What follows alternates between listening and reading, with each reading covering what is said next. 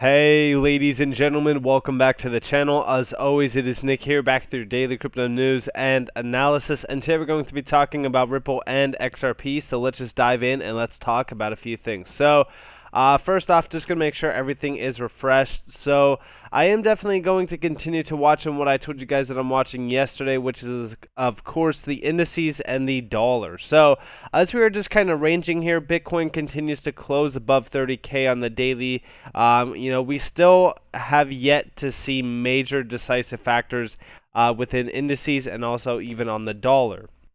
Now, as we are watching those, we are also making sure to pay attention to Bitcoin dominance as we are continuing to climb above 46%. And as we do get even higher in terms of Bitcoin dominance, we do run the risk of altcoins getting absolutely decimated when Bitcoin does start to drop in price. Now, as we are watching this, on the 24-hour span, we're not seeing too many altcoins in the green. I mean, for the most part, they are, subtly in the green, like as you guys do see, like Stellar up like 1.41%. But we did see a few that were hitting double digits over the past couple days on the 7-day span. You guys could still see those, in terms of wave, it's still up like 36%. But ultimately, we haven't seen, incredible price action just yet within the altcoin market. So, the next major move on Bitcoin definitely is detrimental, I would say, to either one, seeing if we are going to see if Bitcoin can really kind of climb above, the resistance zones and kind of take altcoins with it. And if it can, then that's great. But if it can't, then when, Bitcoin does have a correction, it is going to, slaughter altcoins. So right now we are definitely paying attention to indices and also the dollar as we do kind of regain some sort of structure on Bitcoin. Hoping that the bottom is in. You never know when the bottom is officially in, but it looks like it could very well be in.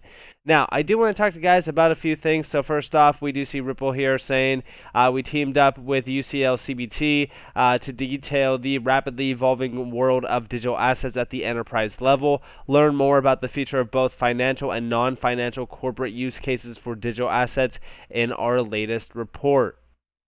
Now, I'm used to these reports being on Ripple, but this is actually on UCL's website, and it's actually pretty significant when you look at things happening around the enterprise area. It's funny because, there's a ton of enterprise-grade solutions out there in this market. I hold quite a bit of them in terms of Hedera, even Casper.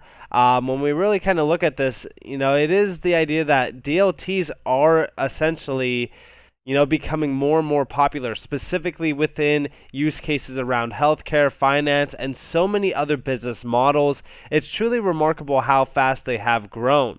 Now, of course, you guys could download this report and things like that if you want. All I really do want to talk to you guys a little bit about with this is the fact that there's going to be a lot more use cases really being unlocked through DLTs. I think that we've, really scratched only the surface when it comes to DLT use cases. They are mentioned in a few things down here, where we could basically see those use cases really kind of flow into. Digital asset use cases mean many new financial use cases for the enterprise. These include digital currencies, payment tokens, stablecoins, utility tokens, security tokens. However, this does not exhaust the range of blockchain applications for the enterprise. Non-financial use cases include tokenized digital representations of intellectual property, physical goods, and materials for supply chain and track and trace purposes, the management of digital documents in general, and documentation, timestamping, and signing in particular, digitizing and accounting for time and more. And yeah, I think that when we talk about a lot of use cases around DLTs, I think tokenization is probably one of the most remarkable use cases within the DLT sector, and I actually look forward to seeing Ripple making a stepping stone into tokenization as well with the XRP ledger. I mean, we do see a lot of NFTs, really coming out. I think that that's great, but I'm really focused on tokenization because we will most likely see the entire asset class of real estate be fully tokenized at some point in time. It's going to take some time, but we will most likely get there very, very soon, and that is a $350 trillion market. So I'm very, very stoked for that. Now, I also want to talk to you guys a little bit about this, tweet here from Kevin Cage. He's saying, a thread explaining each powerful person, on the Ripple board of advisors would be awesome. Might take a while. XRP, Rosie Rios, Don Donahue, and then Chris Giancarlo, and even, Mary Jo White. I mean, there's so many names here, and it's truly remarkable when you look at the names that are on the board of advisories for Ripple, and it's something to really kind of continue to watch for. I always tell you guys about the board of advisories for a lot of companies that we are invested into, like for example, Zinfin. I think that Andre Casterman is probably one of the most significant names in this space. So when we look at something like even Zinfin, Zinfin is remarkable in the sense of its board of advisories. So when we talk about this, yeah, I think that a lot of these major names are definitely significant. It does build a ton of confidence behind XRP in terms of an investment vehicle, and I'm very excited for that as well. Now, talking about names and talking about where, this case truly is, really headed in terms of the SEC lawsuit, we just seen a major update today. So shout out to James K. Fallon here, but we do see here breaking conference scheduled for Tuesday, June 7th, 2022 at 3 p.m.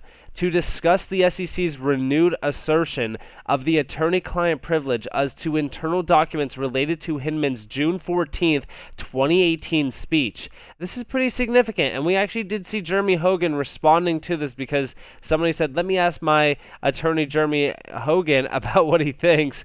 And he goes, I think the judge read the SEC's final brief and found it so incredible, shall we say, that she decided to bring them in person to explain the argument and create a clear record since she knows she's being appealed on her decision. Now, I want you guys to understand that this is in regards to the Hinman speech. So this having an in-record view in person is pretty significant. Now, a lot of people, did speculate if this is the end of course, the lawsuit. Is this a settlement on the cards? And a lot of people were saying, not until regulations, etc. A lot of people were saying, or settlement. Honestly, when we talk about things, it could get pretty spicy when you talk about that Hinman speech. That Hinman speech is definitely something to continue to watch for, similar to even the emails. I've always said there's a ton of things that could lead to a settlement within this case. It's truly remarkable that we haven't really seen much more of this being pushed.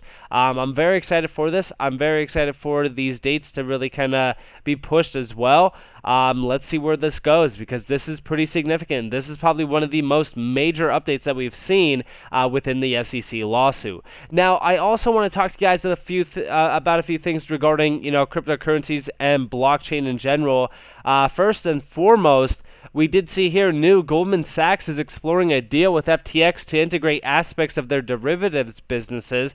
This is pretty significant. When we talk about adoption around financial institutions and the large client base, they are growing. They are building. I want you guys to pay attention to things like this. As everybody is so bearish on price action alone, they are not paying attention to the names behind crypto that are being, really bullish on, use cases in regards to crypto. You got to understand that there's going to be a lot more announcements like this. In fact, I actually do have a few more here. In fact, JP Morgan's executive focus on digital banking has never been higher. Payment systems are the future of fintech. When we take a look at things happening around this specific area, I've always told you guys that payment systems, payment networks in general, are going to be the things that truly grasp a ton of value. This is also why I pay attention to RippleNet, because what Ripple has really built in terms of RippleNet combined with the power of XRP is truly something remarkable. And I don't think that a lot of people are really kind of taking into accountability the type of technology that is behind something like that, specifically even on-demand liquidity as well. Now, of course, I have this article open over here, and we do see, more digitized payment models are going to continue to emerge. JP Morgan analysts estimate digital transformation is not a sprint, it's a marathon, but it also has no finish line. And yeah, I think that we're going to continue to see payments definitely being a focus point when we talk about a lot of things happening around digitization and crypto itself. I'm actually very excited to see a lot more of this really kind of move forward. We do see JP Morgan analysts estimate tech modernization efforts will top 2.8 billion, in 2022, $1 billion increase from 2019. This increase in technology infrastructure will lead to more than $5 trillion in payments, the bank said in materials released as part of its 2022 Investor Day. So we're going to be seeing a lot of volume really kind of being pushed here. Digital banking is only going to continue ramping up, meaning the focus on virtual is more important than ever. In 2021, more than 65% of JP Morgan accounts were opened online, analysts said. Digital transformation is not a sprint, it's a marathon, but it has no finish line. Guys, things are truly getting very, very interesting here. I am really paying attention to digitization of the payment system in the banking sector. Things are getting very, very interesting. We also did see breaking Fidelity to support Ethereum custody and trading services. The $11.3 trillion asset manager is currently building out infrastructure according to the president of Fidelity Digital Assets. Now, I want you guys to understand here, and don't get discouraged that they are choosing Ethereum. I want you guys to understand that when we talk about a lot of use cases happening around crypto, it initially starts with either Bitcoin or Ethereum. And then we do see a major shift happen, right? There's like, all right, well, Bitcoin and Ethereum it's okay, it's whatever, but we want to have more exposure. Our clients are asking for more, something completely different. And that's when we do see altcoins kind of take a little bit of a shine. I honestly believe that when we talk about a lot of the utility gems that we talk about on a day-to-day basis on this channel, we will see a major shift happen. And we will see that shift happen faster than a lot of individuals expect. So I'm actually very excited for that day to really happen. Now, also, we did see this, and this is going to be the star of the show. The Fed released a study that portrays 4 possible scenarios in which CBDCs could have significant effects on the U.S. economy. The paper analyzes the hypothetical impact from the perspective of the Fed, commercial banks, and U.S. households. I want you guys to understand that this is not just a straight-up document. This is not just a straight-up announcement or anything like that. The Fed is preparing us. The Fed has prepped us up to understand what is happening and what is coming. The Fed paper looks at the potential effects of CBDC on monetary policy. We actually do see a few quotes down here. Retail, CBDC, and U.S. monetary policy implementation, a stylized balance sheet analysis. That was the title of this paper, or the study, I should say. The paper considered 4 scenarios that illustrate the potential effects of a retail CBDC on monetary policy from the perspective of 3 stakeholder groups: the Fed, commercial banks, and U.S. households. The first scenario involved exchanging cash for CBDC, which affected the categorization of assets at the Fed and in the household involved, but had no effects on policy implementation. The following 3 scenarios showed a cascading effect that began with the individuals withdrawing a CBDC from a commercial bank when the money had been deposited as cash. So they are definitely preparing for this. I think that when we talk about a retail CBDC, I really want you guys to understand that we should not be in support of a retail CBDC at all.